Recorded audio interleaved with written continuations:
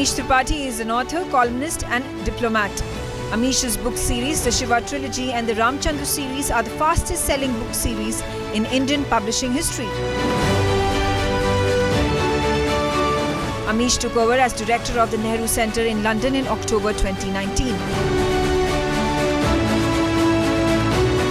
Forbes India has consistently ranked Amish as the top 100 most influential celebrities in India.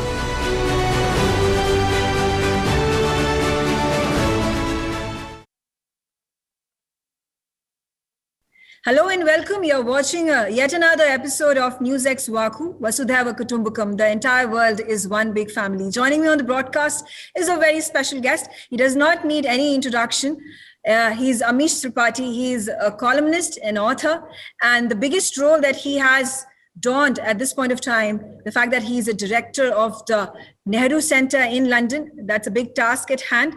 And Amish, first of all, congratulations for your new book that has come out, Dharma, Decoding the Epics for a Meaningful Life. I had the opportunity to actually go through it and loved every bit of it. Thanks, Megha. Always a pleasure to come here. And thank you so much for the kind words on this book. Dharma has actually been written with my sister, Bhavna Roy. So it's a joint book. Absolutely. And I have gone through it. Fantastic. It's an eye-opener with regards to your inner self and how you need to maintain an equilibrium between yourself and the entire world. And that's the nature of things. But I'll come back to that in just a while. You know, I want to understand from you your journey, how it began. And at this point of time, you being a diplomat, being the face of India in an international world, in London at this point of time, you represent India. That's a moment of pride. And how do you go ahead and forge your journey ahead from here? No, you know me. I mean, I'm a deeply proud Indian. I think there's a tremendous heritage that all of us Indians have been blessed with. Sadly, for many decades, for many centuries even, we have been ignoring our heritage. But there is a mood now to revive, much of the greatness of our past and use that as a fuel to build a better future. India should take its rightful place once again in the Committee of Nations. And then I see that when I engage with Westerners and foreigners now, the way they look at India is qualitatively different. I mean, I've engaged with Westerners in three roles. First, as a banker, in the 90s and early noughties. Yes, India was seen differently at that time. We were a relatively very poor country. We weren't that important a market in those days. And then I engaged with Westerners as an author when I became a full-time author from 2011.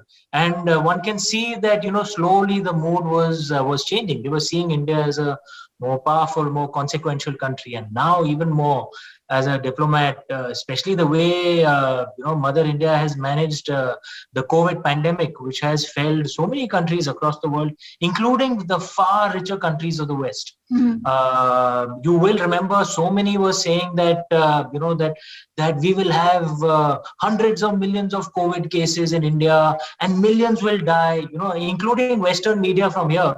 The elite Western media was saying millions will be dying on the streets in India, and actually nothing like that has happened. India has kept the COVID pandemic under control even more, unlike sadly many richer countries who have been selfish with their vaccines. India has actually helped many poor countries. Truly an example of VaSudhaiva Kutumbakam, that we will help others. So many countries in Africa, in Asia. I keep retweeting, as a diplomat, I keep retweeting so many messages from prime ministers and presidents and leaders of so many poor countries, acknowledging the Indian government for the help that we have given with vaccines. It shows our capability and it shows our big heart. Capability, resolve, and our culture and ideology. Vasudhaiva Kutumbakam, that's the point. That's you hit the nail on its head with the show that you've gone ahead and brought about. This is the essence that we want to bring about in the Indian diaspora, the NRIs, and the kind of experiences they go ahead and share with the world and making the world more aware and more enlightened about what India is. It is not just about the serpents and the elephants. It is much more. And it is simply because of the fact that at one point of time, the West is something that we looked forward to emulate, almost looked up to, and mimicking. But it is high time that the West now starts looking at India, and we are going ahead and recreating that magic with especially the COVID-19 vaccine. You said that already, and you are going ahead and creating the magic with your Shiva trilogy, the Ramchandra series, Legend of Suheldev. Oh my God! I mean, it is going to make a huge wave and a roar across the world. It has already done that, and you need to keep up with your series. You talk about your series, and this is how culturally rich the world is going to become, because your books are a massive insight into Indian mythology, Indian religion, and Indian culture. I think one of the things I try and get across through my books, and this is a feedback that I get from many Western readers of my books, that Indian culture can Indian culture can balance many apparently contradictory things. That we are told what Western culture tells us is that you can either be traditional or liberal. You can't be both at the same time, right? Ancient Indian culture actually shows us, no, you can be both at the same time. What does traditions mean? That you will respect the path of your ancestors, you will acknowledge your heritage, you will celebrate your roots, right? And liberalism means respecting the rights of women, respecting the rights of LGBTs, and apparently you can't be both. That's what the West tells us. But in the Indian way, I can be deeply traditional and be deeply liberal at the same time, because I'm not questioning traditions if I respect women. Our ancient tradition said that. I'm not breaking traditions by respecting the rights of gays, lesbians, and transgenders. Our ancient tradition said that. So India can provide this wonderful mix.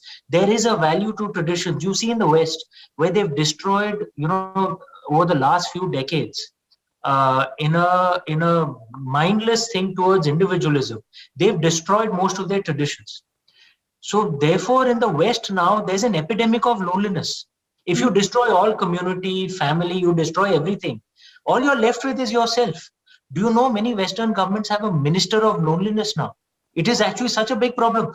People are actually dying out of loneliness. COVID, one of the main reasons COVID pandemic has hit them so badly is because they're all alone at home. There's no one to depend on, no relationships with neighbors. There's an epidemic of loneliness in the West. So if you destroy all traditions, that is not good. But if you become so traditional that there's no respect for women's rights, for LGBT rights, that's not good either. It was great talking to you, Amish. Thanks for bringing us this perspective about India, the Indian diaspora, and how we have such a massive reach across the globe. London, you're doing a fantastic job. Keep at it. We'll keep seeing you on our show in the future as well. Thanks, Megha. Newsex's ITV network have proudly launched the VaKu Diaspora Broadcasting Network. VaKu DBN will be India's first mainstream platform dedicated to the diaspora community. Help support us. Become VaKu patrons at memboro.com/VaKu. You will get the first access to our interviews, make recommendations, merchandise access, ask questions, and get a shout out of thanks on our TV shows. You can also suggest to us who should get the VaKu Golden Chakra Awards, and also tell us who should get into the VaKu Hall of Fame.